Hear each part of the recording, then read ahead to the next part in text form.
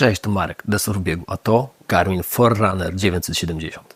Powiem to od razu, bałem się tego testu. Bałem się, że Garmin znowu coś naobiecywał i znowu czegoś nie dowiezie. Ale po kilkunastu treningach w terenie, na bieżni, na stadionie, na basenie, na siłowni mogę powiedzieć jedno.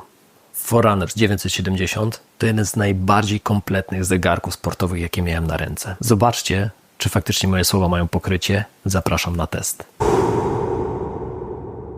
Zaczynamy od podstaw, czyli od tego, co jest najważniejsze dla biegacza, czyli GPS. Pierwsze, co rzuciło mi się w oczy, to to, że bardzo szybko łapie sygnał. Dosłownie kilka sekund jestem gotowy do biegu.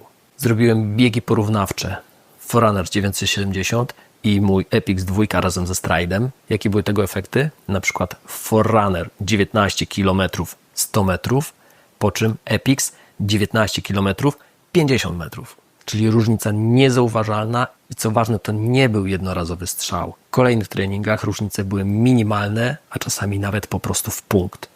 Kadencja taka sama. Długość kroku praktycznie identyczna. Przewyższenia różnice rzędu 2-3 metrów. To pokazuje jedno. Pomiary są rzetelne. Skoro dwa urządzenia pokazują niemalże to samo, no to coś w tym musi być. Stadion i bieżnia lekkoatletyczna i taki efekt wow. Często robię tak, że rozgrzewkę mam w drodze na stadion 3 km, tam zadanie główne i wracam. I co robi Forerunner 970? Tu zaskoczenie. Wbiegam na stadion, a on pokazuje, że wykryto tor. Mogę sobie ustawić tor, po którym biegam, tak żeby był jak najbardziej dokładny obrys i jak najlepiej były pokazane kilometry. Zrobiłem test. W tym miejscu za 13 kółek powinno być 5200, jak biegnę pierwszym torem. Wyszło idealnie 5200, czyli dokładnie tyle, ile miało wyjść. GPS, widzimy na mapie, obrys jest po prostu idealny. Nie ma się absolutnie do czego przyczepić, rewelacja. Bieżnia mechaniczna to zawsze trudny temat, szczególnie na starcie, gdy powoli zaczynamy się rozkręcać.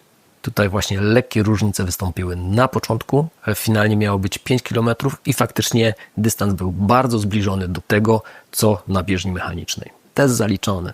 Tętno z nadgarstka, czyli moja największa obawa. Coś, do czego ja się nie potrafię przekonać w zegarkach. Forerunner 970 ma czujnik Garmin Elevate 5, czyli najnowsza wersja pomiaru tętna.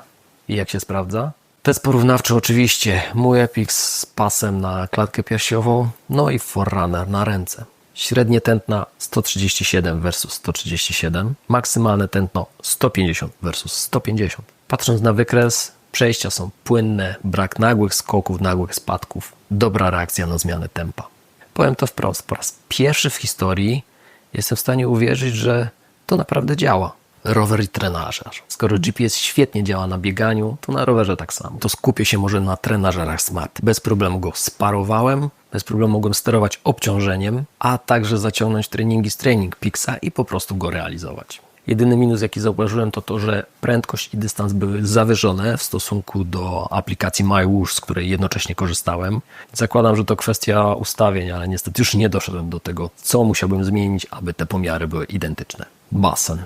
A wszystko to, czego oczekuję od Garmina. Liczy długość, wykrywa style, tętno działa pod wodą, ma opcje treningów technicznych, tak gdy trenujemy jakieś konkretne drille. Na przykładowym treningu koło 80 długości zdarzyło mu się, że zgubił jedną, może dwie, ale jest to bardzo akceptowalne rozwiązanie i byłem z niego naprawdę zadowolony w trakcie treningu. Jeden minus był taki, że raz jak pływałem, uderzyłem dość mocno nadgarstkiem o liny i zegarek się wypiął.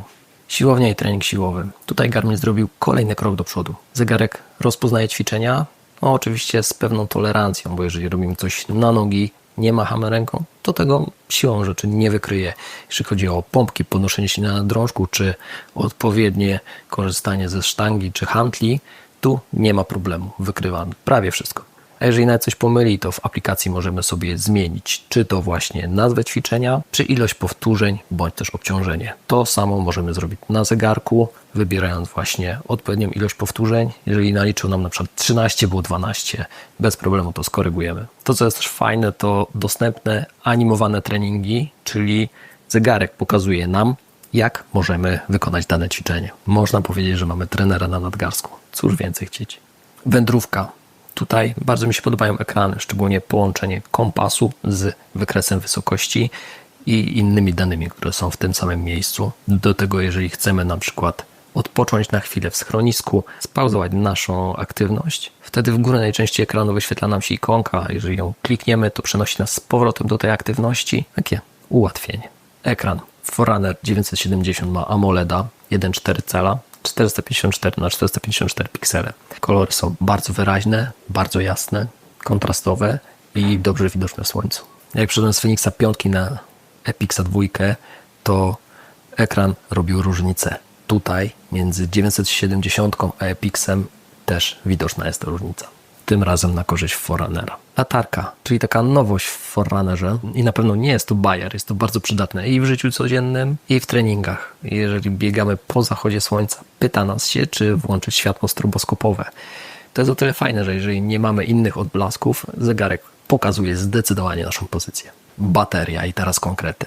U mnie z wyłączonym wyświetlaczem działał 10 dni, przy czym było jakieś 70 km biegania w okolicy 6 godzin GPS-u, 100 km rowerem, wprawdzie większość na trenażerze, 2 godziny siłowe i 5 km pływania. Z kolei z Always On przy GPS-ie okolice 8 godzin wystarczył mi na 5 dni. Jestem naprawdę pod wrażeniem. Mapy i nakładki. Fajna sprawa, jeżeli często korzystamy z mapy, pojawiła się możliwość, aby niektóre dane typu dystans, czas, godzina pojawiały nam się bezpośrednio na tej konkretnej mapie. A jak już jesteśmy przy mapie, to nawigacja. Tutaj trochę słodko-gorzkie. Jeżeli wrzucimy sobie szlak do zegarka, jest rewelacja. Prowadzi nas tak, jak powinien prowadzić.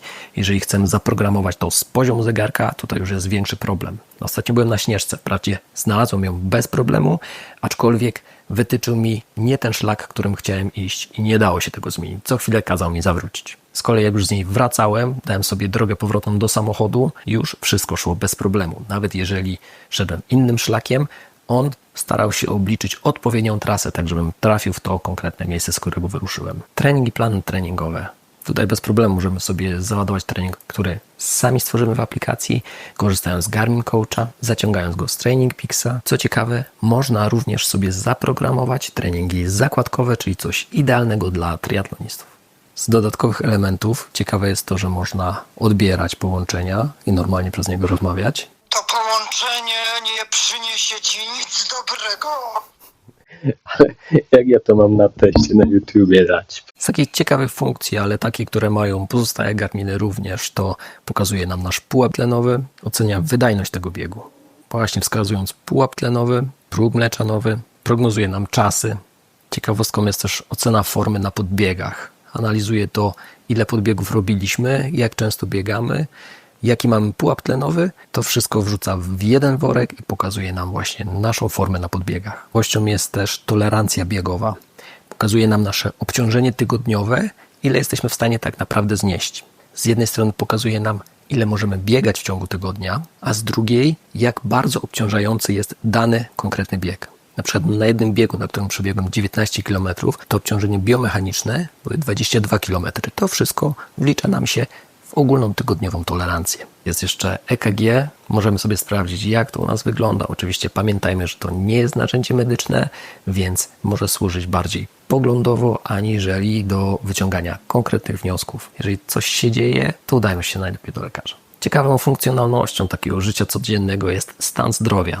Zegarek analizuje nasze tętno, HRV, oddech, temperaturę i saturację, a następnie wyciąga pewne wnioski, czy zbliżamy się na przykład do przeciążenia, przeziębienia. Takie krótkie drogowskazy. Mierzy nam oczywiście również sen. To jak długo spaliśmy, jak mieliśmy głęboki sen, a także fazarem. Następnie analizuje to i mamy asystenta snu, który pokazuje nam, jak długo powinniśmy spać następnej nocy. Dodatkowo tryb nocny, który sprawia, że zegarek nie razi nas po oczach, a także latarka w trybie nocnym, która pozwala nam oświetlić na czerwono nasze otoczenie.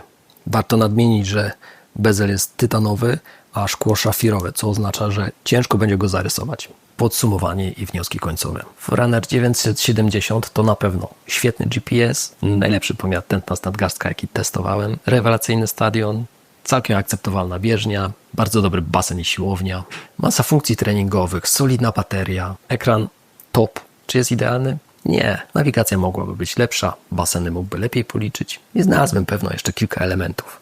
Ale czy jest to jeden z najlepszych zegarków na rynku? Zdecydowanie tak.